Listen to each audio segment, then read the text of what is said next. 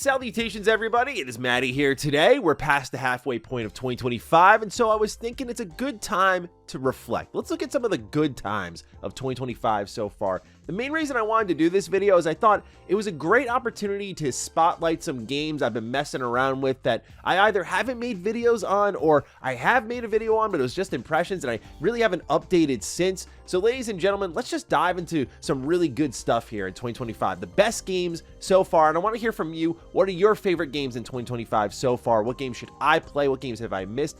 Fire away down below. It's just been a tremendous year, and it feels like everywhere I look, there's just something calling my attention that I want to play, but looks like it's 100 hours. I'm talking about you, Fantasy Life. God, I want to play you so bad. It looks like the perfect game for me, but as I'll get into in a little bit, there's a game I'm playing that's over 100 hours long that I'm just finishing up now, and it's like, man, I don't know if I got the time for another 100-hour epic, but we'll talk. Let's open things up with a developer that I think has had a pretty fantastic year, quietly so, and that's Rebellion. They made Atomfall this year, and as a Fallout fan, yeah, this speaks to a lot of my sensibilities in the terms of its world, this post-apocalyptic nuclear situation. Like, yeah, it speaks to me, no doubt about it. It's got a retro future vibe, of course, but I really love how much this game just trusts player intelligence and has no waypoints, a lot of things for you to read, a lot of narrative for you to piece together on your own, stories tucked away absolutely everywhere, but also a game that deeply respects your time. This is something that's becoming a rarity in today's industry. Every game wants to be your only game. Every game wants to function as a black hole and suck you away from other games. And part of the strategy behind that is making really long games. I love a good game that, and I'm not even saying this because, oh, you're getting older, I'm busy. I play a lot of games, but I just love a good self-aware game that knows, hey, we don't need you here for 20, 30, 40, 50 hours to accomplish what we want to accomplish here. We're going to keep you for a nice, crispy 12 to 15. It's going to be a really good time. You can replay it if you want. Otherwise, go on and get out of here. And that's exactly what Atomfall is. It's a solid, post-apocalyptic feeling, first-person shooter with an intriguing narrative that trusts your intelligence. It gets in, gets the job done, gets you out of there, and it's one of my favorite games of the year. Cannot recommend it enough, whether it's a palate cleanser or just something that you've had an itch that you need scratched for a while. Like for me, it was Fallout. I've been craving that Fallout experience, and man, did this game really deliver that. But this wasn't the only game Rebellion put out this year. You see, what's interesting about Atomfall as Rebellion's most successful game ever is that a lot of it is an asset flip of what you saw in Sniper Elite. And I was already a huge Sniper Elite fan. I've played every entry of this series, and yeah, they really haven't changed much, but if it's not broken, don't fix it, and that's what Sniper Elite is. So Sniper Elite Resistance came out this year. It's a spin-off. It's got a new protagonist, and yeah, it's more Sniper Elite goodness, more shooting Nazis in the nutsack. I can get down with that any day of the week. The X-ray kill cams are awesome. The level design is much more open like it has been since really Sniper Elite 4, and because of that, you get this sandboxy feel. It's still the same gimmicks like, oh, let me kick a generator, sound mask my shots, but that sense of timing and stealth and openness just works so well for me, and these maps have tons and tons of objectives now for you to do, a lot of them optional, so it kind of is up to you how long you want to spend with this game. It's about 9 or 10 missions long, nothing too crazy. Again, Rebellion is really good at knowing what these games need to be, but there's the extra component that was first introduced in Sniper Elite 5 that I absolutely adored. It's back here in Sniper Elite Resistance, and it's the Sniper Jaeger feature. Think of invasions from the From Software games where you're exploring the level, you have this plan, and all of a sudden another player shows up and ruins your fun time. That's happening, except it's in these massive levels in Sniper Elite where you're getting stalked by another player sniper. And when my friend and I are like poking around looking for this super weapon, trying to defuse it, trying to take it out, and all of a sudden you see you've been invaded by a Sniper Jaeger. Oh my god, dude, it completely flips the whole mission on its head. You don't know where exactly this person is. You feel exposed constantly. It just adds a great dynamic to it. Truly a tremendous feature that I know has been done before, but it is right at home here in Sniper Elite. So even though Sniper Elite Resistance probably won't make my Game of the Year list, I mean, it's kind of the same thing I've been playing since Sniper Elite V2. I'm okay with it being that. I just really love this series. both these games are also on Game Pass. So if you're interested in either of them and you are subscribed there, you should give them a look. They're both just so good. And again, Sniper Elite, full co-op, a really good time with friends. I cannot recommend it enough. So just wanted to shout out a couple of what I felt were like hidden gems there. The other game I wanted to shout out is one that I did do impressions over on Retro Rebound after like 10 hours. And I thought when I was picking this game up that I was getting into something that would not be 100+ hours long. And that is 100 Line Last Defense Academy. My GOAT, Kazutaka Kodaka, is back with a Danganronpa-like experience, except it's a tactics RPG game as well. And it is such a roller coaster, like truly the definition of a roller coaster. This game starts off as a tactics RPG, and then by hour 100, which is where I'm at now, it is a full visual novel. The game lets you skip most of the fights because you've seen them all already. You're jumping routes, seeing these characters do all sorts of things, whether it's killing one another or investigating a really interesting mystery involving like the Box of Calamity. But I really think this is one of the most impressive narrative games I've played. Again, not every narrative you experience in the game's 20+ routes is, oh my god, incredible. Some of them are just good. Some are fantastic though. But what's most impressive to me is how much Kodaka and his team got out of this cast of characters, out of this world, out of this universe, because as someone who's put so much time into it, I keep thinking, you're probably going on too long. You've likely run out of things to do. And there are certain moments I certainly feel strong about that. But every time I start to feel that way, it pulls me back in.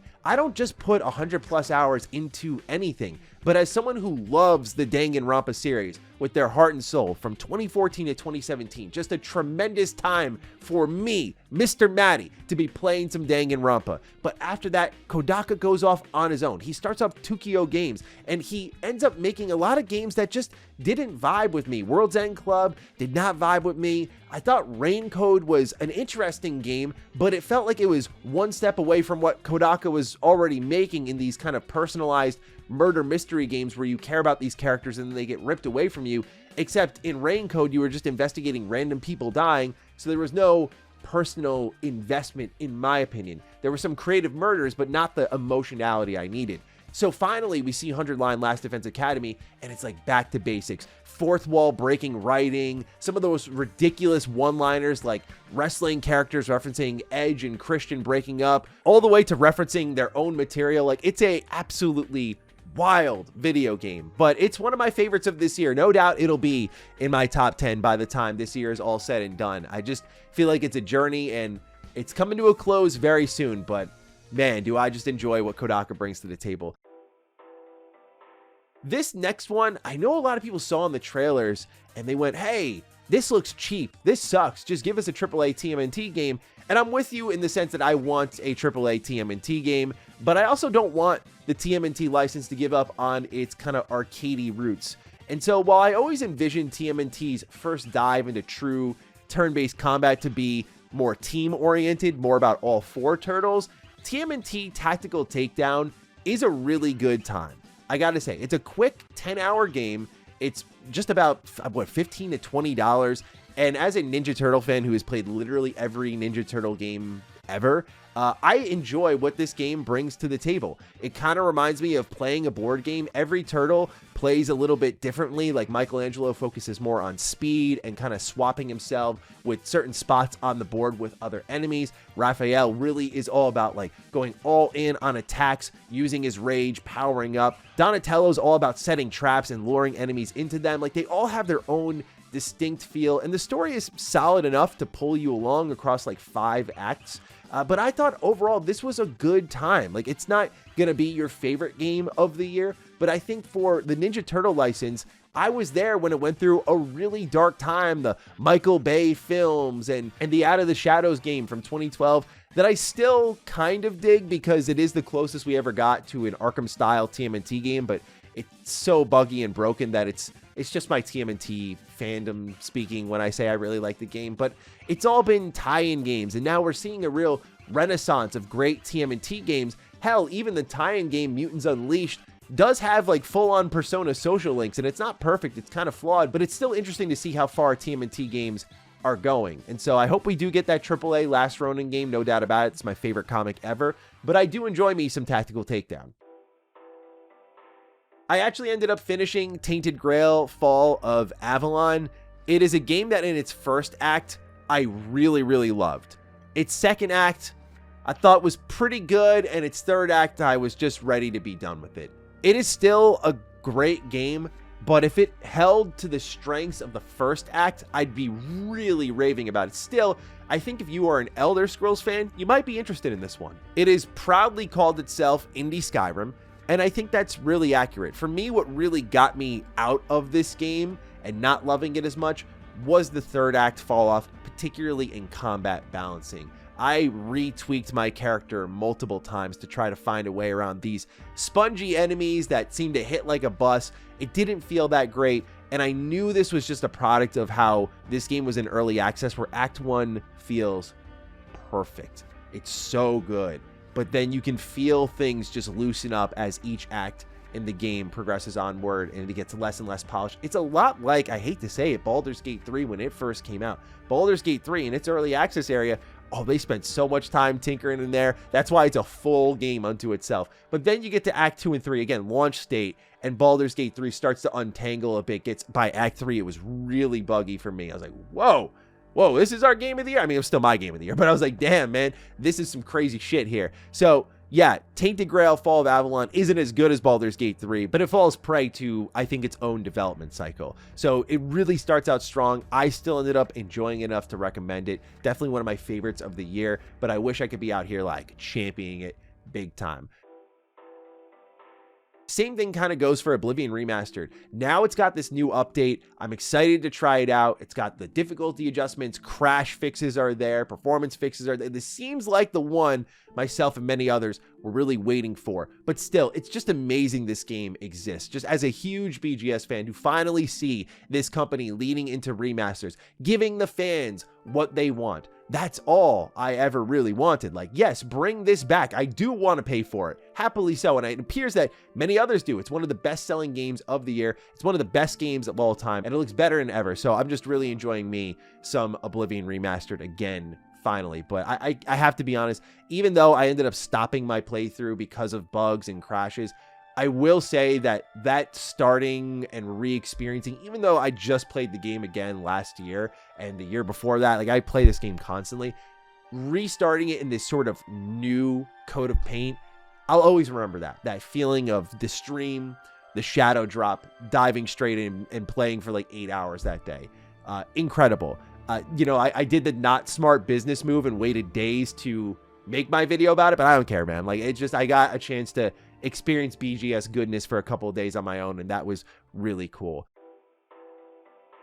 Mario Kart World, I gotta be honest, I didn't expect to be calling this one of my favorite games of the year, but it's just such a good time. Way more depth to it than I really could ever expect. The open world is incredibly disappointing, and I think for the $80 price tag, that really was the one thing I wanted them to hit a home run on. But when it comes to the racing, like when I hop online, this game's dangerous. When I hop online, I end up playing this game for like 5-6 hours straight with some buddies. Like, it really is that kind of game. Like, each race in its online space is so tense, and that's really where the game thrives. When I was playing it single player, I went, oh, this is really easy. These roads feel super big, but all of a sudden, you just get going into online play, and it is like just butt clenching constantly. And dude, you will be in like first place and get put back to 20th in a snap. Like, the game is so competitive and so brutal, but that's what keeps me hooked, and I'll be coming back to Mario Kart World for years to come. And I'm not even like a big kart guy. Like, I'm not gonna act like this is the most hyped Switch 2 release of the year. I'm holding one of them right now. This is another game, just like, I knew this game would be so good, Donkey Kong Bonanza, when I played that thing at the Switch 2 event. I've been playing some of that, and I can already tell you this is going to be one of the best games of the year. Just pounding through environments. I haven't had the chance to do this since Red Faction Guerrilla. Remember that game? I love that game so much, and I have not had the opportunity to just pound through my environment, but fortunately Donkey Kong's gonna let me do that, and it's gonna be a Mario Odyssey-like experience, and it's gonna be sublime. So yeah, this is another great game this year. Some more obvious ones to check off the list before we get into my backlog. Expedition 33. Still thinking about this game. Still absolutely my front runner for Game of the Year. Just an experience that takes everything that makes turn-based gaming so great, puts a little twist on it, and then also pushes a mature, emotional story that made me feel so many things. Just a truly, truly incredible journey. What hasn't been said about Sandfall Interactive, the impossible task that they accomplished, what it means for this industry given the economic climate as it stands, and also just these characters are immortalized in my head. Just a beautiful job from top to bottom. I feel like I've talked about this game so much that I've just run out of the words on how to compliment it. There's also Kingdom Come Deliverance 2. It's funny. I picked up 100 Line Last Defense Academy thinking it would be like a 60-hour game, and I kind of wanted to just flip off the RPG switch for a little bit, play something a little bit different, and I thought that Kingdom Come Deliverance would take me much longer, and I know that no doubt it probably will. But I chose 100 Line thinking I was making a good choice for my schedule, but I probably would have beat this game already if I just stuck with it. But yeah, Kingdom Come Deliverance 2. I'm on the second map, we'll say, and this is a lot of what I want Bethesda Game Studios games to be, man. Like that open quest design, that freedom of choice, the amount of just hilarious scenes in this game. Just, it is unbelievably well written.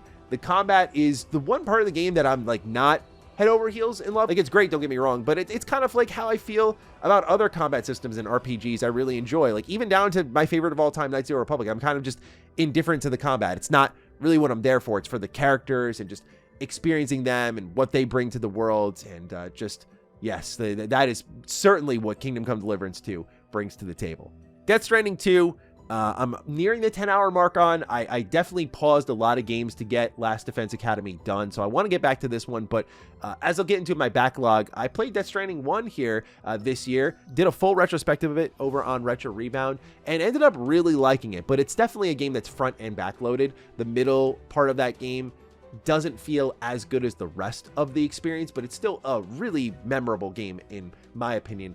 Death Stranding 2 just feels, at least right now, more well-paced, more enjoyable, more gamey, more willing to lean into stealth missions and takedowns and guns, you know, stuff for my smooth brain. Boss fights seem better. I'm just keen to get through the rest of this one and just see how it stacks up to the first one if I end up liking it more. But yeah, Death Stranding 2, just really enjoying that. As for my backlog, just a couple games I want to let you all know that I finally got around to. I've been really trying to target an area of weakness for me. That is my PS1 library. I did not have a PS1 growing up. I know, Mr. Xbox didn't have a PS1. There's your little bit of extra narrative juice. Yeah, I didn't unfortunately have one. I was an N64 kid growing up, and then my first console after that was the original Xbox, and then I got a PS2. That was really my first PlayStation console. But when it comes to my backlog, some PS1 games I've been tackling. Mega Man Legends, the first one. Oh my god, dude. I love Mega Man so much, as many of you already know, Battle Network being my favorite Mega Man series, but a lot of people have said after Mega Man X7, which is one of the worst games of all time, I remember playing that as a kid and even hating it, but they always said 3D Mega Man couldn't work, but I think Mega Man Legends just laughs in the face of that claim. I love this game.